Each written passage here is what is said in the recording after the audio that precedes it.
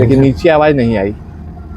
दोस्तों देखिए एक जॉइंट ये भी है, और मुझे इसी जॉइंट से शंका लग रही है कि यहीं से खराब। दोस्तों इन दोनों को आपस में जोड़ दिया है, ये नहीं बज रहा है। इसका मतलब यही जो वाइट एंड रेड तार है यही खराब है। इसको हम रिप्लेस कर देते हैं, और जैसे इसको रिप्लेस करेंगे मेरे हिसाब से बजर बजने लगेगा और सब कुछ यहीं से ठीक हो जाएगा। इसी तरीके से आप भी अपने बजर को चेक कर सकते हैं, और उसका वायर बदल के, अगर बजर ठीक है तो वायर बदल के या फिर टंकी को चेक करके अपने बजर को बजा सकते हैं वापस से।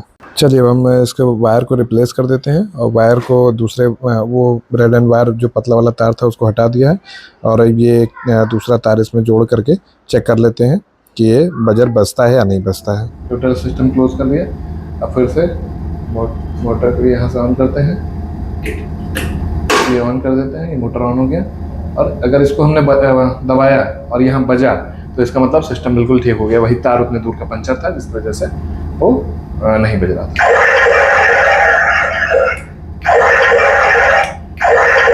यानी कि सिस्टम बिल्कुल सही हो गया, बस केवल उतने दूर का तार खराब था। दोस्तों वीडियो अच्छी लगी हो, जानकारी अच्छी लगी हो तो लाइक करिए, सब्सक्राइब करिए चैनल को, और इसी तरीके के और वीडियो मैं आपके लिए घरेलू बनाता रहूँगा जब भी कोई समस्या मेरे घर में आएगी।